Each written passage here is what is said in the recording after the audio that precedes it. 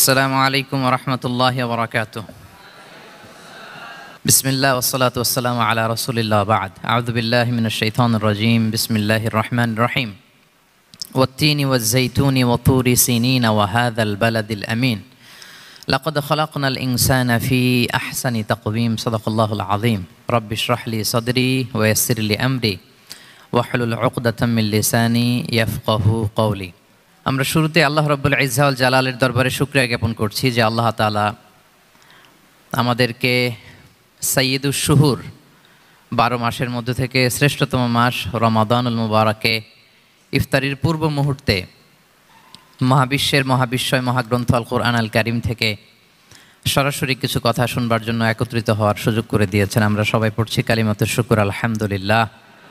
শুরুতেই সূরাতুত তিনের কয়েকটা আয়াত তেলাওয়াত করেছি। এটা কালামুল্লাহ মাজিদের 95 নম্বর সূরা। এই সূরাটা মক্কাতুল মুকাররমাতে নাজিল হয়েছে। এই সূরার আয়াত সংখ্যা 8টা। এই সূরার শুরুতে আল্লাহ তাআলা 4টা কসম করেছেন, ওয়াত-তিনি ওয়াজ-যাইতুনি ওয়া-তুরি সিনিনা ওয়া হাযাল বালাদিল আমিন। ওয়াত-তিন তিনের কসম, ওয়াজ-যাইতুন যাইতুনের কসম, ওয়া-তুরি সিনিন সিনাই পর্বতের কসম, ওয়া হাযাল বালাদিল আমিন আর নিরাপদ শহরের কসম। তো 4টা শপথ করেছেন বা আল্লাহ তাআলা কসম করেছেন। কসম দিয়ে আল্লাহ তাআলা কোরআনের অনেক সূরা শুরু করেছেন। যেমন একটা সূরায় আল্লাহ ফজরের সময়ের কসম করেছেন, আল্লাহ বলেছেন ওয়াল ফাজর। আল্লাহ আকাশের কসম করেছেন ওয়াস সামা ইযাতিল বুরুজ। আল্লাহ তাআলা সূর্যের কসম করেছেন ওয়াশ শামসি ওয়া দুহাহা। এভাবে আল্লাহ তাআলা তার সৃষ্টির অনেক কিছুর কসম করে গুরুত্বপূর্ণ কোনো মেসেজ বা বার্তা আমাদের সামনে হাজির করেন। তো এই সূরাতে আল্লাহ তাআলা 4টা জিনিসের কসম করে একটা খুবই গুরুত্বপূর্ণ বার্তা মানব মণ্ডলীর জন্য এই সূরাতে তিনি হাজির করেছেন। এই সূরাটা আমাদের অনেকেরই মুখস্থ আলহামদুলিল্লাহ, এবং আল্লাহ রাসূল সাল্লাল্লাহু আলাইহি ওয়াসাল্লাম প্রায় বিভিন্ন নামাজে এই সূরাটা তেলাওয়াত করতেন। বারা ইবনে আযিব রাদিয়াল্লাহু তাআলা আনহু উনি বর্ণনা করেন যে আমি একবার এশার সালাতে আল্লাহ রাসূল সাল্লাল্লাহু আলাইহি ওয়াসাল্লামের কণ্ঠে নামাজে সূরা 3 তিনি তেলাওয়াত করেছেন, আমি নিজ কানে শুনেছি। এবং ওনার কণ্ঠ যে এত মধুর ছিল, আমার জীবনে এত সুমধুর কণ্ঠের তেলাওয়াত আমি শুনি নাই। আল্লাহর হাবিব সাল্লাল্লাহু আলাইহি ওয়াসাল্লামের কোরআন তেলাওয়াতের যে কণ্ঠ এত সুমিষ্ট ছিল, এত চমৎকার ছিল, শুধু তেলাওয়াত শুনেই অনেকে শাহাদা পড়ে মুসলমান হয়েছে। আবু জাহেল মক্কায় নিষেধ করতো যে কেউ যাবা না মুহাম্মদের কাছে, সে পাগল, সে গণক, সে মিথ্যাবাদী, সে জাদুকর, সে স্বামী স্ত্রীর মধ্যে বিচ্ছিন্নতা নিয়ে আসে, সে বাবা ছেলেকে আলাদা করে দেয়, তার কাছেই যাবা না। আর সে যা বলে শুনবাই না, কানে আঙ্গুল দিয়ে রাখবা। তো মানুষকে যেটা নিষেধ করা হয় বেশি, মানুষের ওইটার ব্যাপারে আগ্রহ থাকে বেশি। সে যত নিষেধ করতো মানুষ আরো বেশি বেশি যে শুনতো। মানুষকে সে কি বারণ করবে, সে দিনের বেলা নিষেধ করতো, রাতে যে লুকিয়ে লুকিয়ে নিজেই তেলাওয়াত শুনতো। তাহলে চিন্তা করেন যে আল্লাহর হাবিব সাল্লাল্লাহু আলাইহি ওয়াসাল্লামের কোরআনিক রেসিটেশন কত চমৎকার মেলোডিয়াস ভয়েস হলে স্বয়ং আবু জাহাল রাত্রিবেলা লুকিয়ে লুকিয়ে কোরআন তেলাওয়াত শুনতে যেত আল্লাহর হাবিব সাল্লাল্লাহু আলাইহি ওয়াসাল্লামের কণ্ঠে। তো রাসূল সাল্লাল্লাহু আলাইহি ওয়াসাল্লাম সূরাতুত 3টা এশার সালাতে তিনি তেলাওয়াত করেছেন, এই মর্মে হাদিসে পাওয়া যায়। এবং এই সূরাটা একটা ফলের নামে সূরা। 3 একটা ফল, আরব বিশ্বে খুব বেশি হয় 3 ফল। আমরা বাংলাদেশে ডুমুর বলি, ইংরেজিতে ফিগ বলে, ফিগ ট্রি। তো ফলের নামে বেসিক্যালি আল্লাহ তাআলা এই সূরাটাকে, এই চ্যাপ্টারটাকে ডেডিকেট করেছেন। আমরা সূরাকে ইংরেজিতে চ্যাপ্টার বলি। কোরআনে 114টা চ্যাপ্টার, এর মধ্যে এই সূরাটা হচ্ছে ফলের নামে ডেডিকেটেড। বিভিন্ন নামে খুব ইনক্লুসিভ হয়েতে আল্লাহ তাআলা কোরআনে সূরাগুলো দিয়েছেন। কোরআনে আপনি প্রাণীর নামে সূরা পাবেন, প্রাণী। মানুষের নামে সূরা পাবেন। মানুষের মধ্যে 3 ভাগ, মুমিন, তারপর কাফির, এরপর মুনাফিক। প্রত্যেকের নামে সূরা। সূরাতুল মুমিনুন আছে, সূরাতুল কাফিরুন আছে, আবার সূরাতুল মুনাফিকুন আছে। আমাদের দৃশ্য জগতের সবচেয়ে বড় প্রাণীটা হচ্ছে হাতি, তাই না? এই হাতির নামে একটা সূরা আছে। বলেন তো এই সূরার নাম কি? সূরা ফিল। তারপর আমরা যে দেখি আমাদের দৃশ্য জগতের সবচেয়ে ছোট প্রাণী হচ্ছে পিঁপড়া। পিঁপড়ার নামে একটা সূরা আছে, সূরা আন-নামল। আন-নামল মানে পিঁপড়ার সূরা। মাকড়সার নামে সূরা আছে, সূরাতুল আনকাবুত।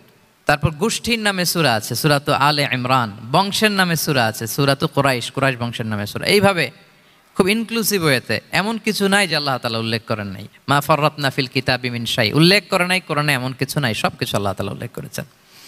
তো এই সূরাটা হচ্ছে একটা ফলের নামে। ফলটার নাম হচ্ছে 3 ফল। আল্লাহ তাআলা বলছেন ওয়াত-তিন, তিনের শপথ। আমি একবার সরল বঙ্গানুবাদ করি, এরপর আমি তাফসিরে ঢুকি। 3-এর শপথ, ওয়াজ-যাইতুন, যাইতুনের শপথ, ওয়াতুরি সিনিন, সিনাই পর্বতের শপথ, ওয়াহাদাল বালাদিল আমিন, এই নিরাপদ শহরের শপথ। লাকাদ খালাকনাল ইনসানা ফি আহসানি তাকওয়িম, নিশ্চয় আমি মানুষকে খুব চমৎকার সুন্দর অবয়বে সৃষ্টি করেছি। সুম্মা রাদাদনাহু আসফালা সাফিলিন, এরপরে তাকে আবার নিচু থেকে নিচুর দিকে নামিয়ে দিয়েছি। ইল্লাল্লাযীনা আমানু ওয়া আমিলুস সলিহাত, তবে তারা ছাড়া যারা ঈমান এনেছে এবং সৎকর্ম করেছে, ফালাহুম আজরুন গায়রু মামনুন, তাদের জন্য আছে অফুরন্ত পুরস্কার। ফামা ইউকাযযিবুকা বা'দু বিদ্দিন, এগুলো জানার পরও কিসে তোমাকে দিন অস্বীকারের ব্যাপারে উদ্বুদ্ধ করলো? আলাইসাল্লাহু বিআহকামিল হাকিমিন, আল্লাহ তাআলা কি শ্রেষ্ঠ বিচারক নন? সাদাকাল্লাহুল আযীম। এই হচ্ছে এই সূরাটির সরল অনুবাদ। এবার আমরা তাফসিরে ঢুকি। প্রথমে আল্লাহ তাআলা বলেছেন ওয়াত্তিন, তিনের শপথ। তিন মানে তো আমরা জানলাম, তিন মানে ডুমুর। আল্লাহর হাবিব সাল্লাল্লাহু আলাইহি ওয়াসাল্লাম তিনি তিন ফল পছন্দ করতেন এবং এটা ডায়াবেটিক্সের জন্য ভালো, ডায়াবেটিক্স নিয়ন্ত্রণ করে। আমাদের বোনদের যাদের ইররেগুলার মেনস্ট্রুয়েশনাল পিরিয়ড হয় এটার জন্য এটা খুব ভালো এবং খুব স্ট্রেংথ স্টেমিনা আনে শরীরে। এটা জান্নাতের একটা গাছ। আদম আলাইহিস সালাম এবং হাওয়া আলাইহিস সালামকে যখন আল্লাহ বলেছিল ওয়ালা তাকরাবা হাযিহি শাজারাতা ফাতাকুনা মিনায যালিমিন, হ্যাঁ আদম এবং হাওয়া জান্নাতের সব জায়গায় যা যেতে মন চায় যাও, যা খেতে মন চায় খাও, এই নিষিদ্ধ গাছের কাছে যেও না, তাহলে তোমরা জালিম হয়ে যাবে। শয়তান এসে উল্টা বুঝালো, সে বলল তোমাদের খেতে নিষেধ করছে কেন জানো? আল্লাহ চায় না যে তোমরা জান্নাতে থাকো, আল্লাহ চায় এখান থেকে তোমাদের বের করে দিবে, কিন্তু তোমরা যদি এই গাছের ফল খাও আল্লাহ বের করতে পারবে না। দেখছেন শয়তানের অবস্থা? শয়তান কিন্তু নেগেটিভিটি নিয়ে সামনে আসে না, আসে খুব আপনার ওয়েল উইশার হিসেবে উপদেশ নিয়ে, খুব ভালো একটা পজিটিভ ওয়েতে আসে।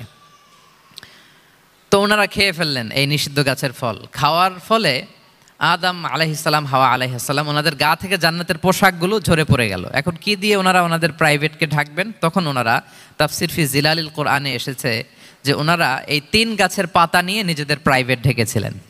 সুবহানাল্লাহ। সেই তিন ফলের কসম আল্লাহ করলেন, ওয়াত্তিন, তিনের শপথ। এরপর আল্লাহ তাআলা বললেন ওয়া জাইতুন, জাইতুনের শপথ। জাইতুন মানে হচ্ছে জলপাই। তো আল্লাহ তাআলা বললেন ওয়া জাইতুন, জাইতুনের শপথ। জাইতুন মানে হচ্ছে জলপাই, ইংরেজিতে আমরা যেটাকে অলিভস বলি। তো আল্লাহ তিনের কসম করলেন এবং অলিভের কসম করলেন। দুইটাই খুব উপকারী ফল এবং আল্লাহর হাবিব সাল্লাল্লাহু আলাইহি ওয়াসাল্লাম তিনি জলপাইও খুব পছন্দ করতেন। ওনার রেগুলার ফুড আইটেমের মধ্যে জলপাই ছিল, অলিভস ছিল। এটা পাহাড়ি এরিয়া, মরুভূমিতে হয় এবং রাসূল সাল্লাল্লাহু আলাইহি ওয়াসাল্লাম বলেছেন কুলু যাইত ওয়াদ্দাহিনু ফাইন্নাহু মিন শাজারাতিন মুবারাকা, তোমরা অলিভ অয়েল এটা খেও এবং এটা গায়ে মালিশ করো, কেননা এটা বরকতময় একটা গাছের ফল, শাজারা মুবারাকা। এটা শরীরের ব্যাড কোলেস্টেরলকে কমিয়ে দেয়। দাড়িতে অ্যাপ্লাই করলে, চুলে অ্যাপ্লাই করলে সহজে পাকে না দাড়ি চুল, এবং স্কিনে অ্যাপ্লাই করলেও স্কিনের জন্য ভালো, স্কিনের জন্য বেশ ভালো। এটা যাদের সুযোগ হয় আপনারা দাড়িতে চুলে অ্যাপ্লাই করবেন, খাবেন। এটা খাওয়াও যায়। তাম্বুতু বিদ্দুহনি ওয়াসিবগিল লিল আখিলিন, কোরআনে এসেছে। এটা অয়েল হিসেবে ইউজ করে, আবার খাবার হিসেবেও ইউজ করা যায়। সালাদ ড্রেসিংয়ের ক্ষেত্রে কিন্তু অলিভ অয়েল আমরা ইউজ করি। ইদানিং পিজাতে খুব ইউজ করা হয় অলিভ, জলপাইটা। তো এটা আপনারা খেতে পারেন, এটা খুবই সুস্বাদু। এবং জলপাই গাছের মানে জাইতুন গাছের ডালের মেসওয়াক খুব ভালো হয়। আল্লাহর হাবিব সাল্লাল্লাহু আলাইহি ওয়াসাল্লাম জাইতুনের ডাল দিয়ে মেসওয়াক করতেন। তিনি বলতেন নি'মা সিওয়াকিয়া জাইতুন, সবচেয়ে শ্রেষ্ঠ মেসওয়াক হচ্ছে জাইতুনের। মিনাশ শাজারাতিল মুবারাকা, কারণ এটা বরকতময় গাছের ডালা। এবং ফাইন্নাহু সিওয়াকি ওয়া সিওয়াকুল আম্বিয়া মিন ক্বাবলি, এই জাইতুনের ডাল দিয়ে আমিও যেমনি মেসওয়াক করি, আমার আগে যত নবী পৃথিবীতে এসেছে সবাই জাইতুনের ডাল দিয়ে মেসওয়াক করতো। আল্লাহ বলেন ওয়াত্তিনি ওয়া জাইতুন, তিনের শপথ আর জাইতুনের শপথ। এরপর আল্লাহ তাআলা বললেন ওয়াতুরি সিনিন, সিনাই পর্বতের শপথ। প্রথমে দুইটা ফলের শপথ করলেন, এবার একটা পাহাড়ের শপথ করতেছেন। আপনারা কি তুর পাহাড়ের নাম শুনেছেন? হ্যাঁ শুনেছেন। এই সিনাই পর্বত দ্বারা তুর পাহাড় উদ্দেশ্য। এটা মিশরের একটা পাহাড়, অনেক উঁচু, 2285 মিটার উঁচু। ওইটার নিচে আছে মুকাদ্দাসে তুয়া, যেখানে মুসা আলাইহিস সালামকে আল্লাহ তাআলা জুতা খুলতে বলেছিলেন, ফাখলা না আলাইকা ইন্নাকা বিল ওয়াদিল মুকাদ্দাসে তুয়া, হে মুসা তুমি পবিত্র উপত্যকায় এসেছো, জুতা খুলো। তো ওখানে সব ধর্মের লোকেরা যায়, সব ধর্মের লোকদের জন্য তীর্থস্থান, মুসলিম, জুইশ, খ্রিস্টিয়ান সবাই যায়। এটা সিনাই একটা এলাকা আছে মিশরের, north south Sinai, north Sinai, এটা সাউথ সিনাইতে অবস্থিত। তো নিচে একটা খ্রিস্টানদের প্রাচীন গির্জা আছে, সেন্ট ক্যাথেরিনা গির্জা। সেখান থেকে চলতে চলতে আপনাকে উপরে যেতে হবে, ফজরের পরে আবার চলে আসতে হবে, তা না হলে দুপুরবেলায় 10টা-11টার দিকে এমন সূর্যের প্রখর তাপ ওই পাথরের মধ্যে লাগে, ওখানে আর থাকা যায় না। একেবারে তুর পাহাড়ের উপরে সেখানে খ্রিস্টানদের জন্য ছোট্ট একটা সিনাগোগ আছে, তারা প্রার্থনা করে। খ্রিস্টানদের একটা চার্চ আছে, মুসলিমদের জন্য ছোট্ট একটা মুসল্লা আছে সুরাওয়ের মতো। আল্লাহ ওই সিনাই উপত্যকার কসম করেছেন, ওয়াতুরি সিনিন, সিনাই উপত্যকার কসম। এখানে আল্লাহ তাআলা মুসা আলাইহিস সালামকে তাওরাত দিয়েছিলেন, মেজর একটা আসমানি কিতাব দিয়েছিলেন, এবং সরাসরি মুসা আলাইহিস সালাম এই পাহাড়ের চূড়ায় বসে আল্লাহ তাআলার সাথে কথা বলতেন। ওয়াকাল্লামাল্লাহু মুসা তাকলিমা, উনি সরাসরি কথা বলতেন, এটা ওনার একটা স্পেশাল বৈশিষ্ট্য ছিল, ক্যারেক্টারিস্টিক্স। এবং আল্লাহ তাআলা নূরের তাজাল্লি দিয়ে এই পাহাড়কে একবার জ্বালিয়ে দিয়েছিলেন। আজও এই পাহাড়ের রংটা অনেকটা একটু লালচে, একটু কালোচে, একটু রেডিশ কালারের। এবং মুসা আলাইহিস সালাম এই নূরের তাজাল্লির ঝলকে তিনি বেহুশ হয়ে গিয়েছিলেন এই পাহাড়ের উপরে। ইয়াজুজ মাহাজুজ যখন কিয়ামতের আগে আগমন করবে, তখন মুসলমানদের সেন্টার হবে। ঈসা আলাইহিস সালাম মুসলমানদেরকে নিয়ে ওইখানে অবস্থান করবেন, এই তুর পাহাড়ের ওখানে। এবং আল্লাহর হাবিব সাল্লাল্লাহু আলাইহি ওয়াসাল্লামের মেরাজের রাতে ইসরার সময় একটা স্টেশন ছিল এই তুর পাহাড়। জিবরাইল আলাইহিস সালাম এই তুর পাহাড়ে আল্লাহর হাবিব সাল্লাল্লাহু আলাইহি ওয়াসাল্লামকে নামিয়ে বলেছিলেন যে এটা জাবাল মুসা, আপনার ভাই মুসার পাহাড়, আপনি এখানে 2 রাকাত নামাজ পড়েন, দোয়া করেন। আল্লাহর হাবিব সাল্লাল্লাহু আলাইহি ওয়াসাল্লাম এই তুর পাহাড়ে 2 রাকাত সালাত আদায় করেছিলেন এবং দোয়া করেছিলেন। আল্লাহ এই তুর পাহাড়ের কসম কাটলেন, ওয়াতুরি সিনিন, সিনাই পর্বতের কসম, যেখানে তাওরাত কিতাব নাজিল হয়েছিল। এরপর আল্লাহ তাআলা বললেন ওয়াহাদাল বালাদিল আমিন, আর এই নিরাপদ শহরের শপথ। এই শহর দ্বারা মক্কা শহর উদ্দেশ্য, কারণ রাসূল সাল্লাল্লাহু আলাইহি ওয়াসাল্লাম তখন মক্কায় ছিলেন, মক্কা নগরী। এই শহরের পূর্ব নাম ছিল বাক্কা। মক্কা নগরীকে বলা হয় উম্মুল কুরা, সব শহরের মা, সব শহরের সেন্টার, পৃথিবীর নাভিস্থল। এবং আল্লাহ তাআলা বলেছেন মান দাখালাহু কানা আমিনা, এখানে যে প্রবেশ করবে সে নিরাপদ। হেরেমের মধ্যে কিন্তু কাউকে আক্রমণ করা যায় না, কোনো খুনিও যদি ঢুকে যায় অ্যাটাক করা যাবে না। তো জাহেলি যুগে এমনটা ঘটতো, কারোর সাথে কারো শত্রুতা হলে, ধরেন যে একজন তার বাবাকে হত্যা করেছে, তো সে তাকে পেয়েছে, ওই লোক বাঁচার জন্য দৌড়াতে দৌড়াতে হেরেমের ভিতরে ঢুকে যেত, কারণ সে জানে যে হেরেমে ঢুকলে সে আমাকে মারবে না। তো পরে সে যখন হেরেম থেকে বেরোতো, আবার তার সাথে যুদ্ধ শুরু হতো। এবং এই শহরের এত মর্যাদার কারণ হচ্ছে সাইয়েদনা ইব্রাহিম আলাইহিস সালাম তিনি আল্লাহর কাছে দোয়া করেছিলেন যে রব্বি জাআল হাযা বালাদান আমিনা, হে আল্লাহ আপনি এই শহরকে নিরাপদ করেন, ওয়ারযুক আহলাহু মিনাস সামারাত, আর এই শহরের অধিবাসীদেরকে আপনি ফলমূল দিয়ে রিজিকের ব্যবস্থা করেন। এখনও দেখবেন যে সারা পৃথিবীতে যেই ফল নাই মক্কাতে ওই ফল আছে, সারা পৃথিবী থেকে ফল ওখানে যায়। এবং মক্কার নেইবরিং সিটি তায়েফ, সেখানে অনেক ফল উৎপাদিত হয়, এখানে আসে। নিরাপদ শহর বালাদান আমিনা। এবং আল্লাহর হাবিব সাল্লাল্লাহু আলাইহি ওয়াসাল্লাম বলেছেন যে এই মক্কা শহর আমার সবচাইতে প্রিয় শহর। বাধ্য হয়ে তিনি যখন হিজরত করলেন মদিনায়, সেদিন বারবার তিনি মক্কার দিকে পেছনে ফিরে ফিরে তাকান, আর কেঁদে কেঁদে তিনি বলতেছিলেন যে মাক্কাতু আহাব্বুল বিলাদ ইলাইয়া, মক্কা আমার কাছে সবচেয়ে প্রিয় নগরী। লাউলা উখরিজতু লামা খারাজতু, আমাকে যদি জোর করে বের করে দেয়া না হতো আমি কোনোদিন মক্কা ছেড়ে অন্য কোথাও যেতাম না। আল্লাহর হাবিব সাল্লাল্লাহু আলাইহি ওয়াসাল্লামের সবচেয়ে প্রিয় শহর ছিল মক্কা, এবং এটা আল্লাহর হাবিব সাল্লাল্লাহু আলাইহি ওয়াসাল্লামের জন্মস্থান, মাকান মাউলিদির রাসূল। রাসূল সাল্লাল্লাহু আলাইহি ওয়াসাল্লামের বিলাদাত হয়েছে এই শহরে। এবং এই শহরকে আল্লাহ বলেছেন মাসাবাতান লিন্নাসি ওয়া আমনা, মানুষের মিলনস্থল, কেন্দ্রস্থল, সারা পৃথিবী থেকে মানুষ ওখানে যায়। আপনি যে রমাদানে যদি মক্কায় যান, আল্লাহু আকবার, লক্ষ লক্ষ উমরা পালনকারী সেখানে, ইউরোপ থেকে, আফ্রিকা থেকে, অস্ট্রেলিয়া থেকে, এশিয়া থেকে, সারা পৃথিবীর মানুষের মিলনস্থল। ওখানে গেলে আপনি দেখবেন মাসাবাতান লিন্নাসি ওয়া আমনা, নিরাপদ জায়গা এবং মানুষের মিলনস্থল এটা। এখানে এমন মসজিদ আল্লাহ রেখেছেন কাবা ঘরের চারদিকে, এটাকে বলা হয় মসজিদুল হারাম, যে মসজিদে 1 রাকাত সালাত পড়লে 1 লক্ষ রাকাতের সওয়াব হয়। আল্লাহর ঘরকে কেন্দ্র করে তাওয়াফের নির্দেশ দেওয়া হয়েছে, ওয়ালিয়াত তাওয়াফু বিল বাইতিল আতিক, পৃথিবীর কোনো ঘরকে তাওয়াফ করা যায় না, কোনো ঘরকে, এই একটা মাত্র ঘর যেটাকে এর চারদিকে এরকম তাওয়াফ করা যায়। তাহলে এই পবিত্র ঘর, পবিত্র মসজিদ যেই শহরে অবস্থিত, সেই শহরের কসম আল্লাহ করেছেন। আল্লাহ বললেন ওয়াহাদাল বালাদিল আমিন, এই নিরাপদ শহরের কসম, মানে মক্কা শহরের কসম। আমরা আপাত দৃষ্টিতে আমাদের কাছে মনে হচ্ছে 2টা ফলের কসম, একটা পাহাড়ের কসম, একটা নগরীর কসম। আসলে বেসিকলি আল্লাহ তাআলা এই 4টা শপথ দিয়ে 3 নবীর জন্মস্থান, 3 নবীর নবুয়তের কসম করেছেন।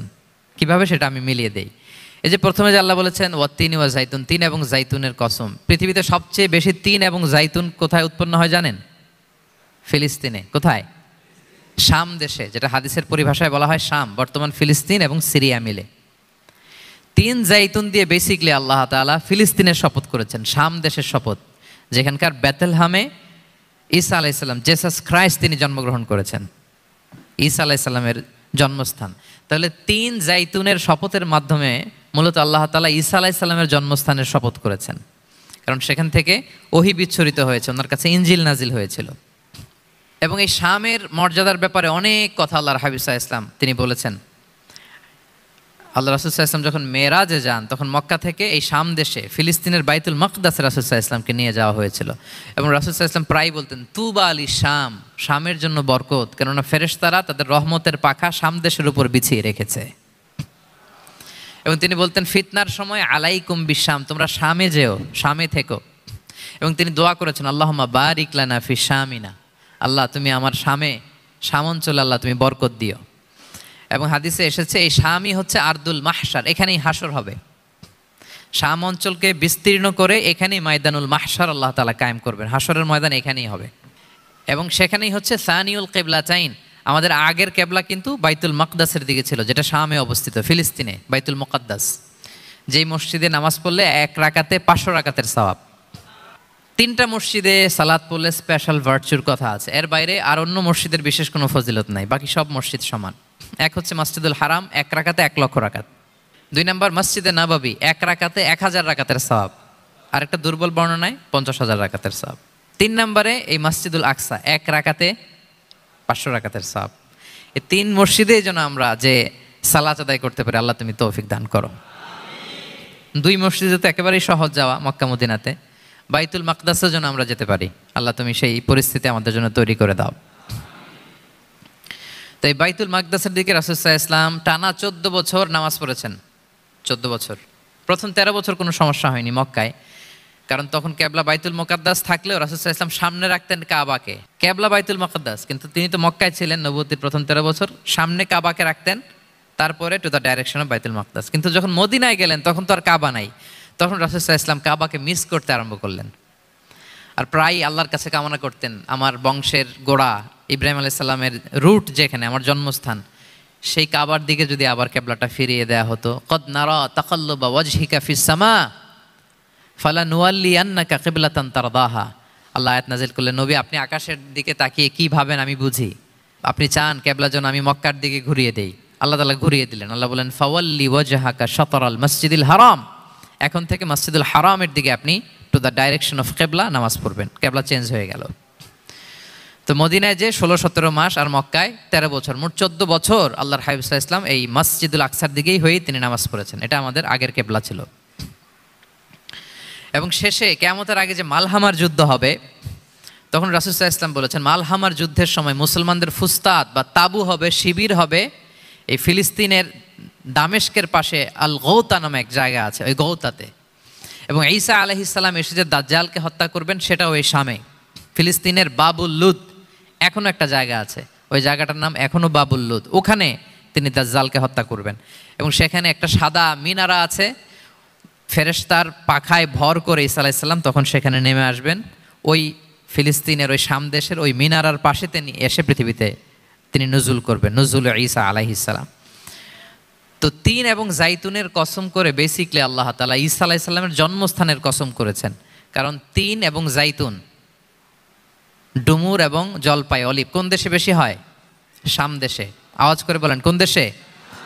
বর্তমান ফিলিস্তিন এবং সিরিয়া। এবং ওই ভূখণ্ডে আল্লাহ নবী ঈসা আলাইহিস সালামের জন্মস্থান। তাহলে এই 2 ফলের কসম করে বেসিকলি আল্লাহ তাআলা ঈসা আলাইহিস সালামের জন্মস্থানের কসম করেছেন।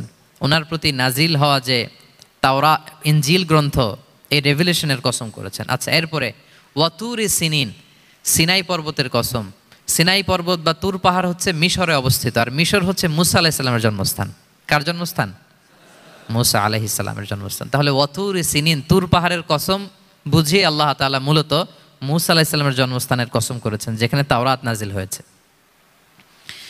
এরপরে ওয়াহাদাল বালাদিল আমিন, এ নিরাপদ শহর বলে আল্লাহ তাআলা মক্কা শহরকে বুঝিয়েছেন। আর মক্কা কার জন্মস্থান বলেন তো?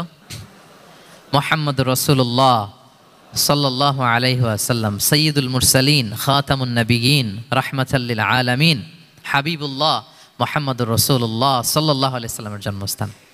তাহলে এই 4টা আয়াতে 4টা শপথের মধ্য দিয়ে মূলত আল্লাহ তাআলা ঈসা আলাইহিস সালামের জন্মস্থান, মুসা আলাইহিস সালামের জন্মস্থান এবং মুহাম্মদ সাল্লাল্লাহু আলাইহি ওয়াসাল্লামের জন্মস্থান, যেই 3টা এলাকায় ভূখণ্ডে 3টা মেজর ওহী নাজিল হয়েছে। এক তো ঈসা আলাইহিস সালামের কাছে নাজিল হয়েছে ইনজিল কিতাব, আর একটা হচ্ছে তাওরাত, তাওরাত এমন কিতাব যে কিতাব দিয়ে হাজার হাজার নবীরা ফয়সালা করেছেন। বনি ইসরায়েলের অনেক নবীর উপর কোনো কিতাব নাজিল হয়নি, তার মানে তারা রসুল ছিলেন না, তারা নবী। তারা সব কিছু তাওরাত দিয়েই ফয়সালা করতেন। আর রাসূল সাল্লাল্লাহু আলাইহি ওয়াসাল্লামের উপর কোরআন নাজিল হয়েছে। তার মানে প্রথম 4টি শপথ দিয়ে বেসিকলি ইনজিলের শপথ, তাওরাতের শপথ এবং কোরআনের শপথ। বুঝতে পেরেছেন সবাই? আল্লাহ ওহির শপথ করেছেন। দেখেন, ফল, পাহাড়, নগরী মাড়িয়ে সারা পৃথিবী ঘুরিয়ে আপনাদেরকে শেষ পর্যন্ত ইনজিল, তাওরাত এবং কোরআনে নিয়ে আসছেন আমার সাথে আসছেন? হ্যাঁ, এই রেভেলেশনের শপথ আল্লাহ করেছেন। তাহলে ওয়াত্তিনি ওয়াজাইতুনি ওয়াতুরি সিনিনা ওয়া হাযাল বালাদিল আমিন, এই 4 আয়াতে 4টা শপথের মধ্য দিয়ে মূলত আল্লাহ তাআলা আসমান থেকে নাজিল হওয়া যে ওহী, এই ওহির শপথ অথবা ওহী যেই ভূখণ্ডে নাজিল হয়েছে সেই ভূখণ্ডগুলোর শপথ করে আল্লাহ একটা গুরুত্বপূর্ণ কথা বলবেন। সেটা কি? আল্লাহ তাআলা বললেন, লাকাদ খালাকনাল ইনসানা ফি আহসানি তাকওয়িম, আর আমি মানুষকে অত্যন্ত চমৎকার অবয়বে সৃষ্টি করেছি, চমৎকার গঠনে, চমৎকার স্ট্রাকচারের ডিজাইনে সৃষ্টি করেছি। মানুষের দৈহিক অবকাঠামো গঠন এটা যেমনি চমৎকার, মানুষের ইন্টেলেকচুয়াল কাঠামো এটা চমৎকার, মানুষের আচরণগত যে বিহেভিয়ারাল ট্রেটস, ক্যারেক্টারিস্টিক্স এটাও চমৎকার। প্রত্যেক দিক থেকে আল্লাহ তাআলা নান্দনিকভাবে মানুষকে তিনি তৈরি করেছেন। আমরা যদি দেহের কথা বলি, হিউম্যান অ্যানাটমি নিয়ে যাদের ধারণা আছে, আপনি শুনলে অবাক হবেন এত জটিলভাবে আমাদের দেহটা ফাংশন করে। ঠিক যেই মুহূর্তে আমি কথা বলতেছি আমার ব্রেইন সচল, আমার নার্ভ সিস্টেম সচল, হেয়ারিং সিস্টেম, স্মেলিং সিস্টেম, আমার এই যে হার্ট সচল, সিস্টোলিক ডায়াস্টোলিক অলিন্দ নিলয় হচ্ছে, আমার লাং কাজ করতেছে, কিডনি ইজ ওয়ার্কিং পারফেক্টলি, সব কিছু কাজ করতেছে। এত সূক্ষ্মভাবে আমাদের দেহটা কাজ করে, এটাকে ইংরেজিতে বলে মরফোলজি, আকৃতি সংক্রান্ত যে বিদ্যা। এটা নিয়ে যদি আপনি দেখেন যে মানুষের হাত কিভাবে কাজ করে, মানুষের পা কিভাবে কাজ করে, মানুষের হিউম্যান ব্রেইন কিভাবে কাজ করে, আপনি অবাক হবেন। এবং আল্লাহর যে সেট আপ, লাকাদ খালাকনাল ইনসানা ফি আহসানি তাকওয়িম, নিশ্চয় আমি মানব জাতিকে চমৎকার অবয়বে তৈরি করেছি। আপনি যদি অবয়বটা দেখেন, আমাদের স্ট্রাকচার এর চেয়ে সুন্দর করে আর তৈরি করা যেত না, এর চেয়ে সুন্দর আর হতে পারে না। যেখানে যা দেয়ার, মাথার চুল থেকে পায়ের নখ পর্যন্ত, আপনি একটা ডিজাইনে, স্ট্রাকচারে, সেট আপে আপনি ভুল ধরতে পারবেন না। যেখানে যেটা দরকার, আপনি একটু খেয়াল করে দেখেন যে এই যে আমাদের চোখ, চিকিৎসা বিজ্ঞান বলতেছে যে মানুষ 10 মিলিয়নেরও বেশি রং শনাক্ত করতে পারে। Human eyes can identify more than 10 million colours. 10 মিলিয়নেরও বেশি রং আমরা আমাদের চোখ দিয়ে শনাক্ত করতে পারি। সুবহানাল্লাহ, সুবহানাল্লাহ বিহামদি। আচ্ছা, চোখের সেট আপটা একটু যদি খেয়াল করেন, দেখেন আমার এই চোখ এখানে না থাকে, এটা যদি জাস্ট 2 ইঞ্চি উপরে এখানে হইতো, এইটা যদি কপালে যদি আমাদের চোখ হইতো, কি অবস্থা হইতো বলেন তো? সিজদা দিতে পারতেন আল্লাহকে? বলেন, দিতে পারতেন? আচ্ছা, আমরা কিছু খাওয়ার সময় আমরা কি করি? ওইটা ভালো আছে কিনা, পচে গেল কিনা, স্মেলটা আগে দেখি, তারপরে খাই। দেখেন কত চমৎকার সেট আপ। একটু খেয়াল করেন, এই নাকের সেট আপ যদি এইখানে না থাকে, আমাদের নাক যদি পেছনে থাকতো, খাওয়ার সময় খাবারটা বাসি কিনা, ভালো আছে কিনা কি করতেন? লাকাদ খালাকনাল ইনসানা ফি আহসানি তাকওয়িম। আচ্ছা দেখেন, এই যে আমরা কান দিয়ে শুনি, এই যে কান পেঁচানো, মনে করেন না যে এমনি এমনি পেঁচানো, এই পেঁচানো, এটা এই পথ না থাকলে আমরা শুনতেই পেতাম না। এটা এমনভাবে সেট আপ করা, এটাই ইথারে ভাষা তরঙ্গকে এয়ার ড্রামের ভেতরে সুন্দরভাবে ইনপুট করে, নাহলে আমরা শুনতে পেতাম না। আপনার এই কান কেটে ফেলে দিলে আপনি শুনতে পারবেন না। এটা এইভাবেই যেতে হবে, সুরঙ্গটা এইভাবে তৈরি হইতে হবে। আচ্ছা দেখেন, আপনার কান, এই কান যদি এইখানে না থেকে আপনার ডান বগলের নিচে হইতো, বাম কান যদি বাম বগলের নিচে হইতো, তাহলে কি হইতো বলেন? আজকে আমার ওয়াজ কিভাবে শুনতেন বলেন দেখি, কিভাবে শুনতেন? বুদ্ধি আছে বলে যে হুজুর এইভাবে শুনতাম। সুবহানাল্লাহ, সুবহানাল্লাহ, লাকাদ খালাকনাল ইনসানা ফি আহসানি তাকওয়িম। আমি মানুষকে সবচেয়ে সুন্দর সর্বোত্তম গঠনে তৈরি করেছি। দেখেন, কান দুটো ওইখানে থাকলে কথা শুনতে হইলে হাত উঁচু করে রাখা লাগতো। আল্লাহ, আপনি একটা একটা অঙ্গ দেখেন, ঠিক যেখানে যেটা যেভাবে সেট করা দরকার, আল্লাহ তাআলা দয়া করে অনুগ্রহ করে ঠিক সেভাবে তিনি সেট করেছেন। আমাদের চেহারার মধ্যে দেখেন এক একজনের এক এক রং। ওয়াখতিলাফু আলসিনাতিকুম ওয়া আলওয়ানিকুম ইন্না ফি যালিকা লাআয়াতুন লিল আলিমিন। আল্লাহ বলেন, তোমাদের ভাষার ভিন্নতা দিয়েছি, তোমাদের গায়ের রঙের ভিন্নতা, একজনের চেহারার সাথে আরেকজনের মিল নাই, একজনের ফিঙ্গারপ্রিন্টের সাথে। আয়াহসাবুল ইনসানু আল্লান নাজমাআ ইযামা বালা কাদিরিনা আলা আন নুসাউইয়া বানানা। মানুষ ভেবেছে সে মারা গেলে তাকে আমি তার অস্থি, মজ্জা, হাড়, গোশত, চামড়া জোড়া লাগাতে পারবো না। আরে তার আঙ্গুলির অগ্রভাগ পর্যন্ত আমি সুবিন্যস্ত করে আমার কাছে রেখে দিয়েছি ফিঙ্গারপ্রিন্ট। আমাদের ফিঙ্গারপ্রিন্টগুলো আল্লাহর কাছে সংরক্ষিত। একজনের ফিঙ্গারপ্রিন্টের সাথে আরেকজনেরটা মিলে না। এই যে আমার 10 আঙ্গুলে 10টা ফিঙ্গারপ্রিন্ট, পায়েরগুলো হচ্ছে ফুটপ্রিন্ট, একটার সাথে আরেকটা মিলে? আমার এটার সাথে এটা মিলবে বলেন? আমার সাথে আপনারটা মিলবে? বর্তমানে পৃথিবীতে কত কোটি মানুষের বসবাস বলেন? এই যত মানুষ পৃথিবীতে আছে, একজনের আঙ্গুলের ছাপের সাথে, এই যে বায়োমেট্রিক্যাল অথেন্টিকেশন যে আমরা করি, একজনের ফিঙ্গারপ্রিন্টের সাথে আরেকজনের ফিঙ্গারপ্রিন্টের মিল নাই। একজনের ফুটপ্রিন্টের সাথে ফুটপ্রিন্ট মিল, ইভেন একজনের আই প্রিন্টের সাথে। আমাকে একজন ওনার হসপিটালে নিয়ে গেল ঢাকায়, তো উনি ওনার দরজা খুলতেছে আই প্রিন্ট দিয়ে, মানে উনি না গেলে খুলে না। উনি আর ওনার খুব কাছের স্টাফ, এটা গুরুত্বপূর্ণ একটা অফিস, তো উনি চোখ দিল, আই প্রিন্ট নিল, এরপরে দরজা খুলে যাচ্ছে। দেখেন, একজনের আই প্রিন্টের সাথে আরেকটা আই প্রিন্ট মেলে না। সুবহানাল্লাহ। প্রিয় ভাইরা, একজনের ফিঙ্গারপ্রিন্টের সাথে আরেকজনের ফিঙ্গারপ্রিন্টের কোনো মিল আছে পৃথিবীতে? ফুটপ্রিন্টের সাথে, আই প্রিন্টের সাথে? কারণ ডিজাইনারটা কে বলেন তো? হুয়াল্লাযী ইউসাউবিরুকুম ফিল আরহামি কাইফা ইয়াশা।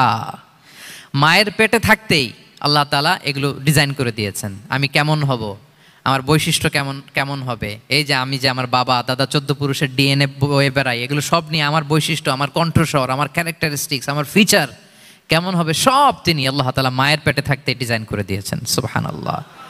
আল্লাহ বলছেন লাকাদ খালাকনাল ইনসানা ফি আহসানি তাকওয়িম। প্রিয় ভাইরা, কসম করার পরে আল্লাহ যে কথাটা বলেন, এটা অনেক গুরুত্বপূর্ণ, খুবই গুরুত্বপূর্ণ বার্তা। আল্লাহ চারটা কসম করে তিনটা নবীর জন্মস্থানের শপথ করে তিনি বললেন লাকাদ খালাকনাল ইনসানা ফি আহসানি তাকওয়িম। নিশ্চয় আমি অত্যন্ত চমৎকার আকৃতিতে মানুষকে তৈরি করেছি। মানুষের গঠন এরকম, মাথা থেকে পা পর্যন্ত। আমি তো দু একটার কথা বললাম, চোখ, নাক, কান। আপনি একটা একটা করে যদি ধরেন, আমাদের হেয়ারিং সিস্টেম কীভাবে কাজ করে, হেয়ারিং নার্ভ কীভাবে কাজ করে, আমাদের সেন্সেশন কীভাবে কাজ করে, আমাদের ব্রেন কীভাবে কাজ করে। আমাদের এক একজনের ব্রেন 1.5 কেজি ওজন, 3 পাউন্ডের মতো একটা সুস্থ মানুষের অ্যাভারেজ ব্রেনের ওজন। এই ব্রেনের মেমোরি হচ্ছে 2.5 মিলিয়ন গিগাবাইট। আপনার মোবাইলে স্পেস কত বলেন, মেমোরি কত? হ্যাঁ, 512 জিবি। আর আমার আর আপনার ব্রেইনের যে মেমোরি, এই মেমোরি হচ্ছে 2.5 মিলিয়ন গিগাবাইটস। আল্লাহ, এই যে প্রতি মুহূর্তে আমাদের নিউরন কানেক্টিভিটি হচ্ছে, ব্রেনের স্নায়ুগুলোর যত কানেক্টিভিটি হয়, যত আমরা চিন্তা করে ব্রেনকে খাটাই, নতুন নতুন জিনিস আমরা তৈরি করতে পারি। এবং এমনভাবে আল্লাহ তাআলা এমন সফিস্টিকেটেড ব্রেইন আল্লাহ মানুষকে দিয়েছে, মানুষ পারে না এমন কিছু নাই। মানুষ যা কল্পনা করতে পারে, মানুষ তা করে দেখাতে পারে। এজন্য আমাদের কল্পনার জানালাটাকে বড় করতে হবে। আই রিপিট, মানুষ যা কল্পনা করতে পারে, ইমাজিন করতে পারে, সেটা মানুষ করে দেখাতে পারে। ওই ক্যাপাসিটি দিয়ে আল্লাহ তাআলা মানুষকে তৈরি করেছেন। সুবহানাল্লাহ, সুবহানাল্লাহ। লাকাদ খালাকনাল ইনসানা ফি আহসানি তাকওয়িম। এই ব্রেনকে খাটিয়ে মানুষের কত ইনভেনশন, কত ডিসকভারি, মানুষ সভ্যতার পর সভ্যতা বিনির্মাণ করেছে। চোখ ধাঁধানো মানুষের আবিষ্কার, তাক লাগিয়ে দিয়েছে গোটা বিশ্বে একটার পর একটা করে। আল্লাহ এমনভাবে মানুষকে তিনি তৈরি করেছেন। লাকাদ খালাকনাল ইনসানা ফি আহসানি তাকওয়িম। চমৎকার অবয়বে, তার দৈহিক অবয়ব যেমনি সুন্দর, তার বুদ্ধিগত, তার চিন্তাগত, তার ইন্টেলেক্ট, এটাও তেমন সুন্দর, এটাও তেমন চমৎকার। পৃথিবীর কোনো প্রাণীকে আল্লাহ তাআলা এরকম হিউম্যান ব্রেনের মতো এরকম সফিস্টিকেটেড ব্রেন দিয়ে, ইন্টেলেক্ট দিয়ে তৈরি করেনি। এজন্য সব প্রাণী থেকে মানুষ আলাদা। সব প্রাণী থেকে মানুষের চিন্তা, বিবেক, বুদ্ধি এগুলো আলাদা। তাহলে দেখেন, মানুষের শ্রেষ্ঠত্ব মূলত এগুলোর দ্বারা। মানুষ যদি তার চিন্তা, বিবেক, বুদ্ধি খাটায়, সে শ্রেষ্ঠ হয়ে যায়। আমি একটা কথা প্রায় বলি যে মানুষ যদি ভালো হয়, সে ফেরেশতার চেয়েও ভালো। আর মানুষ যদি খারাপ হয়, সে পশুর চেয়েও নিকৃষ্ট।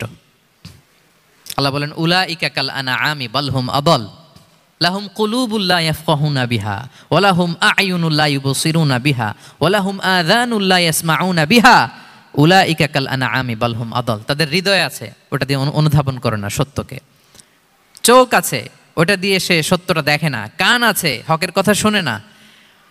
উলাইকা কাল আনআম, আল্লাহ বলেন তারা প্রাণীর মতো, চতুষ্পদ জন্তুর ন্যায়। শুধু অতটুকুই না, বালহুম আদল, তারা তার চেয়েও নিকৃষ্ট, তার চেয়েও নিকৃষ্ট।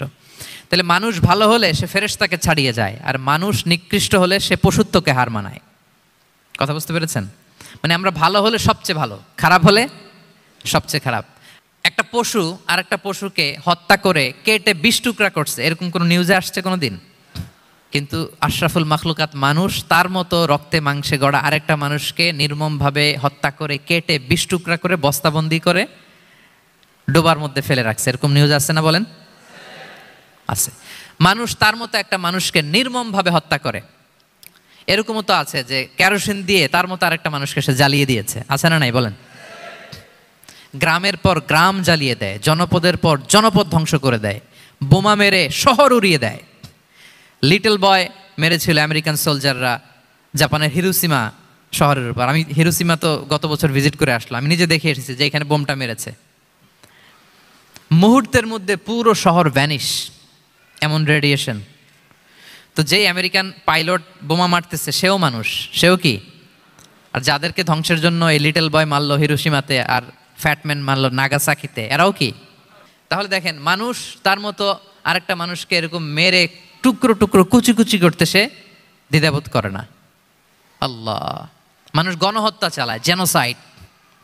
এই যে আমাদের বাংলাদেশে তো কিছুদিন আগে হলো গণহত্যা, হেলিকপ্টার থেকে গুলি করে বাচ্চা মেরে ফেলতেছে। কার বাচ্চা, কার কলিজার টুকরা সন্তান, ডোন্ট কেয়ার। জনগণের টাকায়, ট্যাক্সের টাকায় কেনা বুলেট, হেলিকপ্টার দিয়ে জনগণকে, ছাত্রদেরকে হত্যা করা হয়েছে। দেখেন, সেও মানুষ। যারা হত্যা করতেছে, গণহত্যা, জেনোসাইড চালিয়েছে, তারাও মানুষ। তাহলে মানুষ যদি খারাপ হয়, মানুষের চেয়ে খারাপ আর কেউ হয়? আর মানুষ ভালো হলে মানুষের চেয়ে ভালো কেউ হতে পারে?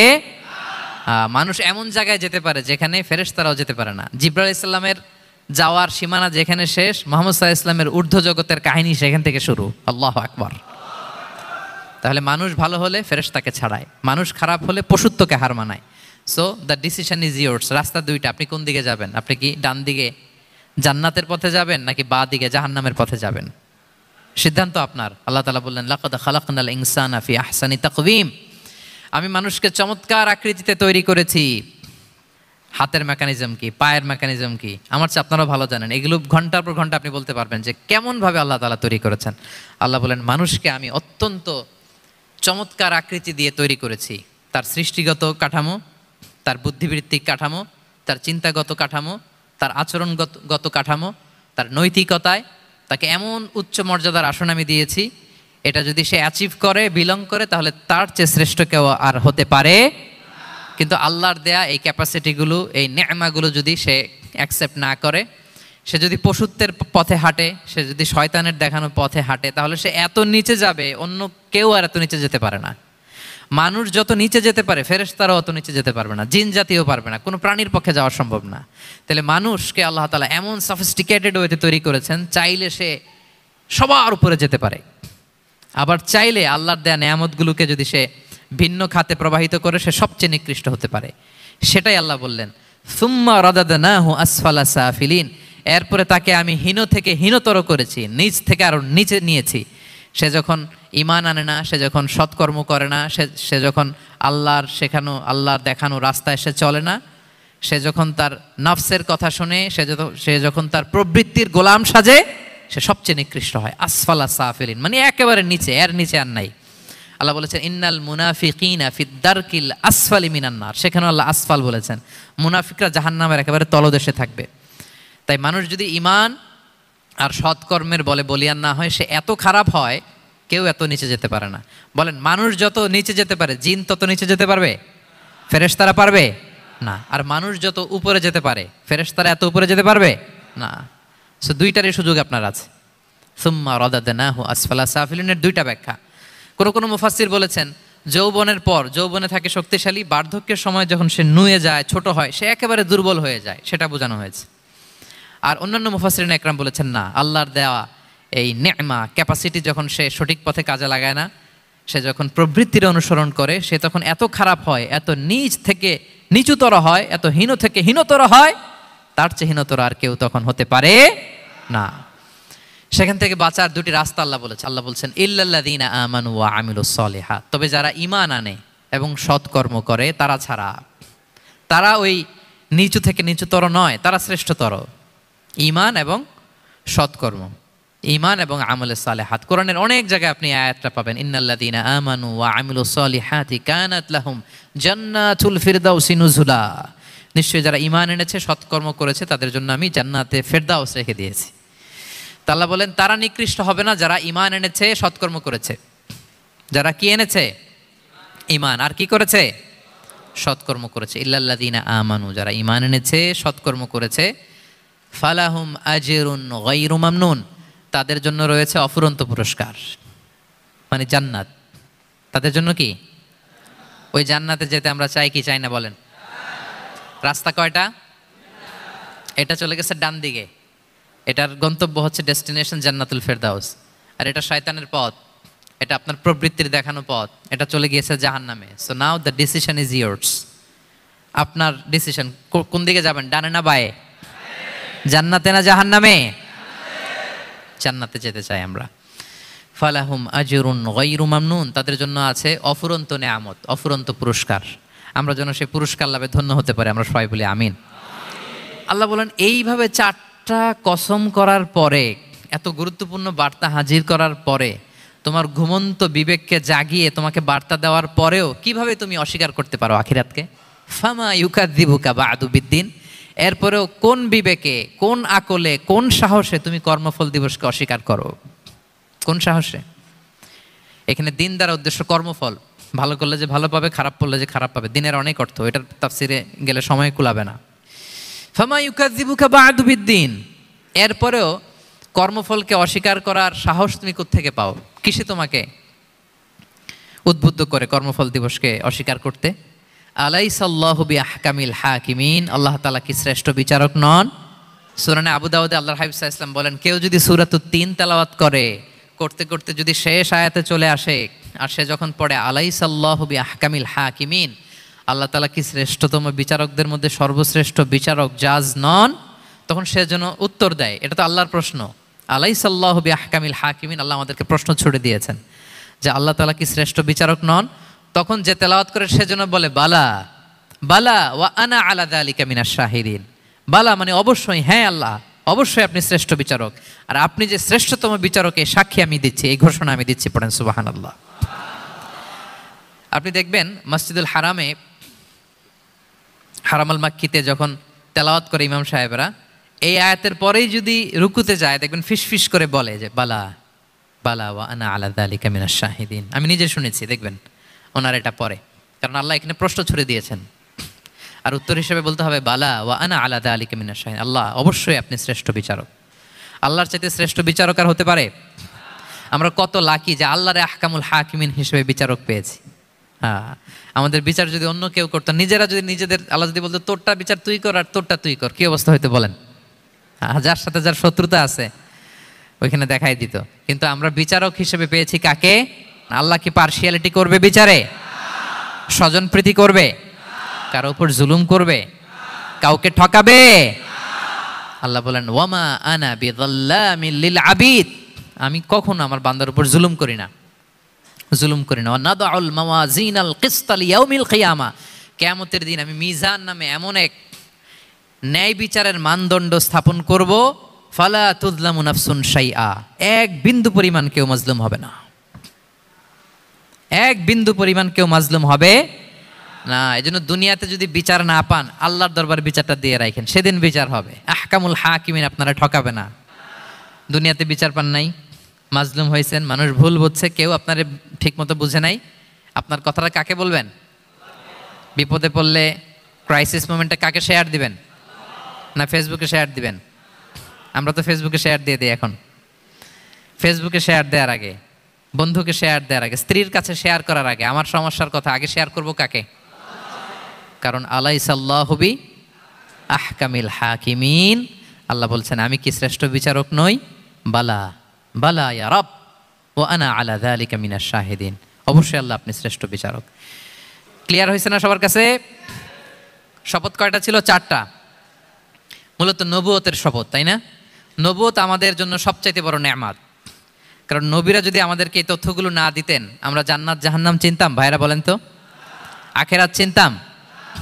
এই যে আখেরাত হবে, পুলসিরাত হবে, day of judgement, day of accountability, আল্লাহর সুপ্রিম কোর্টের কাঠ গড়ায় পাই টু পাই হিসাব দিতে হবে, নবীরা না এসে বললে আমরা এত বুঝতাম না। নবীরা জান্নাত জাহান্নাম চিনিয়েছে, আল্লাহর বিশদ পরিচয় আমাদের সামনে তুলে ধরেছে।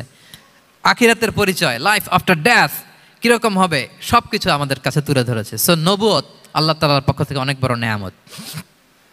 2 নম্বর নেয়ামত হচ্ছে আল্লাহ তাআলা আমাদেরকে যে ক্যাপাসিটি দিয়েছে, বুদ্ধিমত্তা, ইন্টেলেক্ট, বিচার বিশ্লেষণ, যেটা দিয়ে আমরা অন্যান্য সব প্রাণী থেকে আলাদা, এটাও আল্লাহর বড় নেয়ামত। এই নেয়ামতের শুকরিয়া যেন আমরা করি। এবং আমি যেটা বলেছি, মানুষ যেটা কল্পনা করতে পারে সেটা সে করেও দেখাতে পারে। সো আল্লাহ তাআলা যাকে যেই কোয়ালিটি দিয়েছে, ক্যাপাসিটি দিয়েছে, আমরা যেন এই নেয়ামতের শুকরিয়া করি। নেয়ামতের শুকরিয়া করলে এই নেয়ামত দেওয়ার ধারাবাহিকতা এটা বাড়িয়ে দেয় কে? লা ইন শাকারতুম লা আযীদান্নাকুম ওয়া লা ইন কাফারতুম ইন্না আযাবি লাশাদীদ। শুকরিয়া করলে নেয়ামত আরো বাড়িয়ে দেব। তাহলে প্রথম নেয়ামত ছিল নবুয়ত, প্রফেটহুড, প্রফেসি। এটা অনেক বড় নেয়ামত। এই রেভেলেশন এসে আমাদেরকে এনলাইটেন করেছে। তা না হলে আমাদের গডকে, গডের ফিচার কি, আখেরাত কি, জান্নাত কি, জাহান্নাম কি, the concept of punishment, concept of আখেরা, কিছুই আমরা ভালোভাবে বুঝতাম না। এটার শপথ আল্লাহ করেছেন। আল্লাহ আমাদেরকে নেয়ামত দিয়েছেন, ক্যাপাসিটি দিয়েছেন, সক্ষমতা দিয়েছেন, সবচাইতে সফিস্টিকেটেড ব্রেন দিয়ে তৈরি করেছেন। এটা একটা বড় নেয়ামত।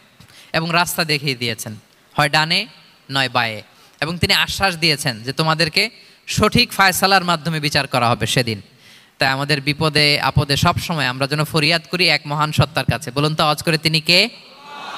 আল্লাহর কাছে যেন আমরা ফরিয়াদ করি। আল্লাহ তাআলা আমাদের সবাইকে কথাগুলো বুঝার ও আমল করার তৌফিক দান করুক। হাযা মা ইনদি ওয়াল ইলমু ইনদাল্লাহি আলাইহি তাওয়াক্কালতু ওয়া ইলাইহি উনীব। সুবহানাকাল্লাহুম্মা ওয়া বিহামদিকা আশহাদু আল্লা ইলাহা ইল্লা আনতা আস্তাগফিরুকা ওয়া আতুবু ইলাইক।